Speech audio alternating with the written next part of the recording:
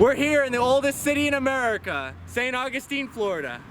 This is Castillo de San Marcos in downtown St. Augustine. It was completed in 1695 by the Spanish. It was built in response to a raid by British privateers, which destroyed St. Augustine.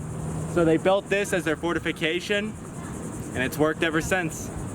Something interesting I think about the construction of this fort is the material that they used, which is called coquina, and it's naturally occurring on Florida's east coast, and a lot of other places that the Spanish set up, they use this same material. It's actually a composite that's made out of almost completely shells. Here, get a close-up on this. You can actually see it's hard-packed shells. I don't know, it takes millions of years to become like this, but it's really, really good for a building material. It's really effective for stopping cannon fire, which is obviously very helpful. And a lot of the forts, if you go to San Juan, I think it's made out of the same coquina. Guam, I think it's made out of this. If you go to other ones, they're all over the place, obviously. I wouldn't be surprised if the Portuguese used it too, because it's found all over the world. So looking at these giant walls and the line of cannons, you can obviously, this is some pretty stiff resistance. During the battle that the Spanish and French had in 1565, Fort Caroline was destroyed. This was not here yet. This is 100 years in advance. This specific fort was besieged by the British twice, but never taken by force, ever. It's changed hands 5 times in total between the Spanish, British, Americans, and Confederates, back and forth. You can do the math on that one, but it was never taken by force. During the American Civil War, it wasn't? It was, no. It wasn't taken by force by the Confederates or the Americans. By the United States after? No, never taken by force. It was handed over peacefully. Huh. All right, this would have been living quarters, sleeping next to all your friends. On a more personal note, Lane and I, to save money, we slept in our car last night in the Florida summer.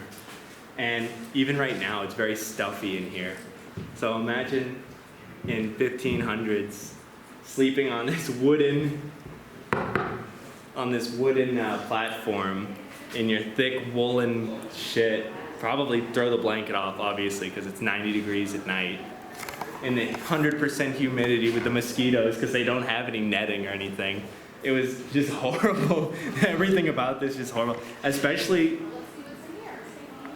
like the food quality, everything, the disease, dysentery. I'm sure they couldn't get clean water all the time. And speaking of sleeping in our car, unlike in Merida, where we were robbed twice by the police somehow while sleeping in our car, somehow it didn't happen here. When people actually, I think in those comments, they talked very much about how it would happen the same way in a movie. But it didn't, so interesting how that worked out. This would have been the prison.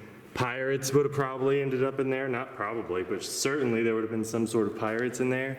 Prisoners of war, probably runaway slaves.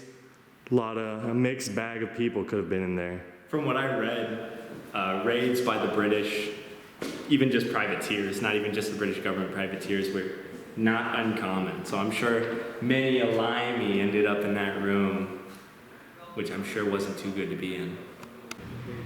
So we didn't show it, but we just went to the gift shop and I actually bought a book for my own personal library. I like to get books. I like to collect books. That's kind of my thing.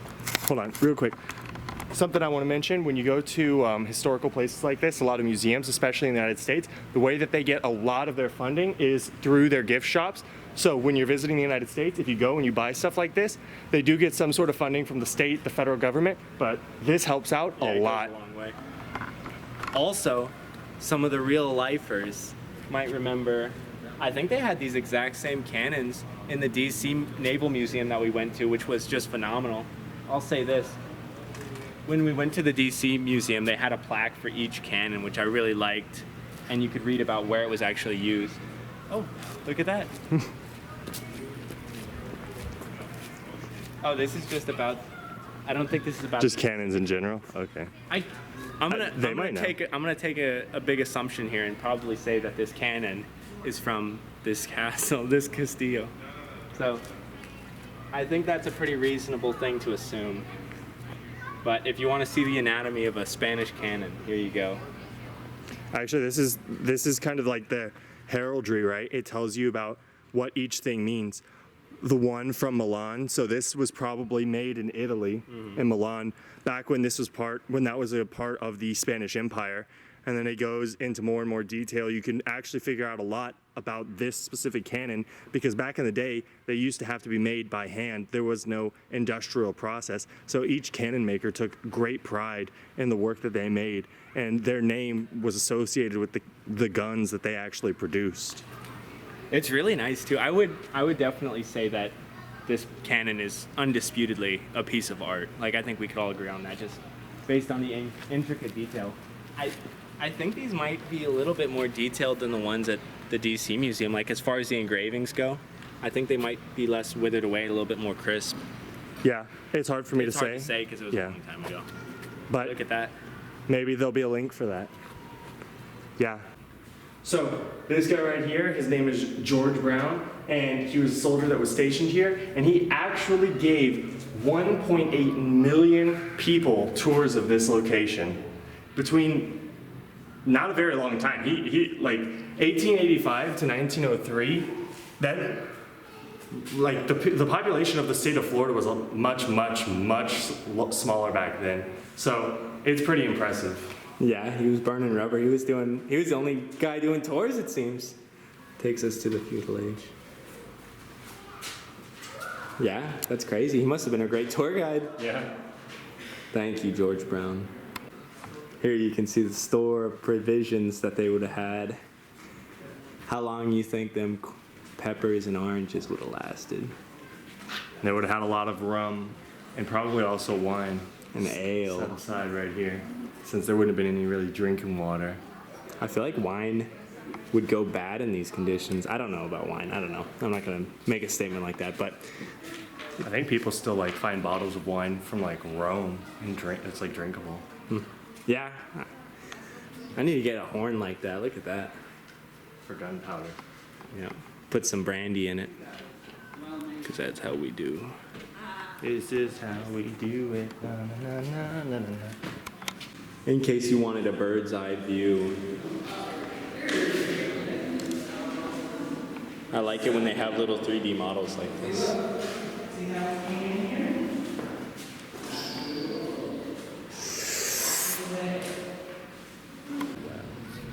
Well, so it's actually really beautiful up here. The view today is spectacular. It's a little cloudy, so even though it's summer in Florida, it feels nice despite the humidity. There's a nice sea breeze coming in over us. You guys can see the swamps off to the edge. There's beautiful downtown here. You're gonna see all the McMansions out in the distance and some old artillery pieces, as well as what I can only assume are replicas. You might notice these fort guns, they're all naval guns, which makes sense. The original guns they brought here would have just been guns they took off ships, right? So it's very interesting to see that they even had mortars, which generally are used in a siege, not to defend a siege work. So really interesting to see all this. You can see some of these probably aren't even Spanish guns. I would imagine this one's not, but I don't know. It makes sense that the side facing the sea would have the largest turret, obviously, because that's where the most danger is coming from. Something that I don't think has been mentioned yet, but this is a star fort. It's the most common type of fort you'll see in this time period from Europeans. I hope you enjoyed Castillo de San Marcos. On to the next thing. Something we just realized. Would the first I'm assuming this isn't the first Catholic church just overall, right? Like first house of prayer, is this? The original parish to the United States. Okay, wow. Wow. We were told not to film inside because private tours aren't allowed. It goes without saying, if you come to St. Augustine, come to the Cathedral of St. Augustine. Love Pastor But we're back to our staples. We got our obligatory gazebo and our cathedral. I think we're doing it a little bit bigger with the cathedral this time. I think this is a pretty high standard to meet, but I think Mexico City probably does it. The gazebo, it's weird seeing an American flag there instead of a Mexican flag, for sure. Let's go check it out. I think you can actually walk up on this gazebo. I wish more American cities had gazebos in the center of them. And like every Hispanic city, it's got not just the gazebo, but it's got small monuments to local things. It's got fountains, beautiful gardening. A lot of people say that they think American design is like city design is very bad.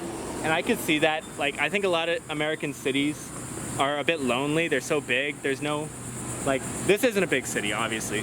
But the inclusion of the gazebo, which is obviously Spanish design, allows for like a center of the community where there's events. You have a place everybody knows there's going to be, and the park, you know, it just makes for better interpersonal relations between the people of St. Augustine. Something that's really interesting to keep in mind is during the American Revolution that Florida was actually occupied by the British at the time and not Spain. And they even ended up being a strong bed of loyalist sympathies during the Revolution. So a lot of British sympathizers would have been here in this area and fought for the crown against the Americans. And actually, 3 American prisoners of war that ended up staying here were signers of the Declaration of Independence, according to this plaque. You really can't exaggerate how impressive something like this is in the United States. This building was built in 1798.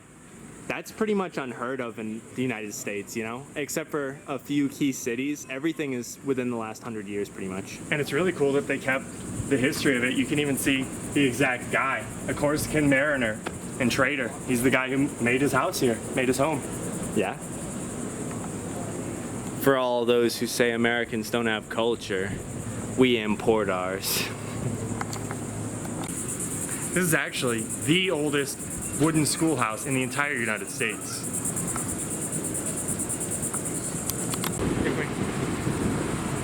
Here's the actual fortifications that they had.